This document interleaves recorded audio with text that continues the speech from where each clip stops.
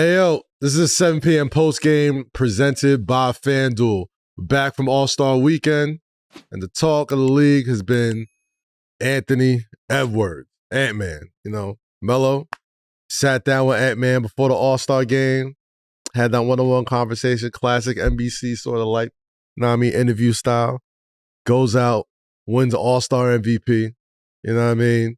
Takes the challenge with Wemby. All the narratives lined up perfectly for him. Smoked this weekend. But you can tell when like the league is starting to look at a player differently as far as expectations are concerned. Is this the moment for Anthony Edwards where the expectations officially shift from one of the faces of the league to you have to be the guy of the league with no excuses? Ant's conversation now is totally different than it was before when he made the comment of, well, y'all already got y'all face of the NBA. Mm-hmm. Like, I don't want to be that. I think we passed that now. Oh, yeah.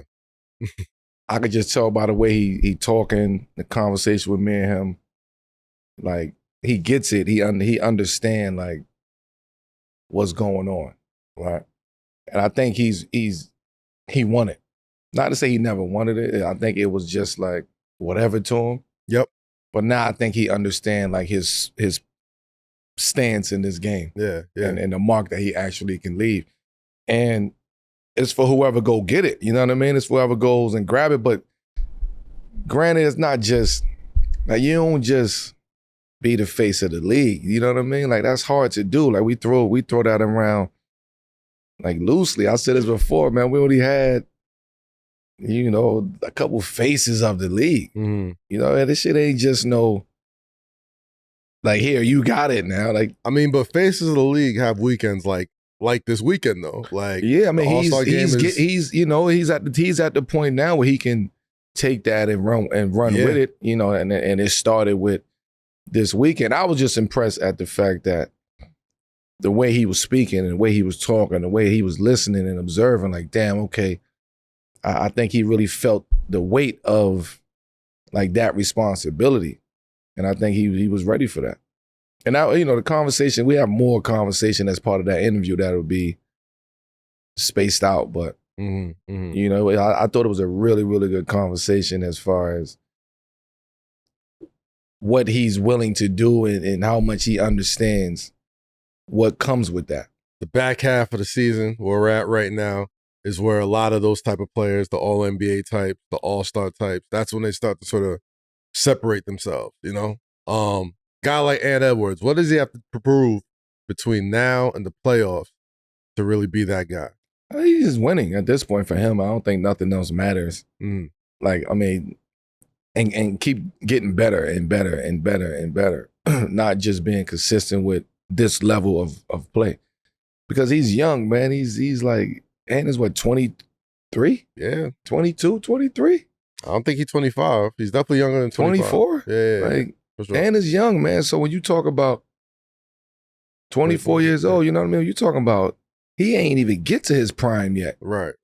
So he still got a whole nother window to get to before he even get to his prime. That's scary. And I think if you was him and you just sit back and analyze that and think about it from that perspective that I just gave you, right, you'll sit there and be like, who else have that? Nobody have that. I mean, when you look at the West and where he's at, you know what I mean? I'm not talking about West, East, I'm talking about league. Yeah, no, I'm just saying nobody has those windows of opportunity. He got another window to get to before his prime. Then it's his prime, right? So the sky's is the limit of what we could see from him. It's gonna be fun to watch, man. Let's switch gears a little bit. You know, when you're that young and the franchise sort of depends on you every night, yeah, especially with a guy like Ant, does that elevate the pressure, or does that like get like exhausted? Like that had to feel, you know, at certain points, like, yo, this is a lot. It elevates the play. Okay. You know what I mean? Like it elevates the play because you realize this type of responsibility. And every year, every time, you're going to try to perfect that in that responsibility. You know, so I got to perfect this, and I got to get better at this, and I got to get better at that, and I got to change this, and I got to mature in this way. So it's once you get that white hat, it's a lot of responsibility comes with that. Yeah. And you have to want those responsibilities and understand how to lead with those responsibilities. Yeah. I don't think anybody want to see it in the playoffs. Like I mean, it's tough. They've been knocking at the door for the past couple of years. I think that's the last hurdle. They might have to upset a few teams. I just think the beauty in all of this about him specifically is that window is so wide open. Like it ain't closing no time soon. And that's the scary part. Yo, this is 7 p.m. in Brooklyn, the Wave Original, presented by FanDuel. And this is a 7 p.m. post game. You know what to do. Subscribe to our YouTube channel. Leave a like, leave a rating, leave a review on the podcast channel as well. From Melo, this is Kaz. We'll catch y'all this Monday with a brand new episode of 7 p.m. in Brooklyn. Peace. Peace.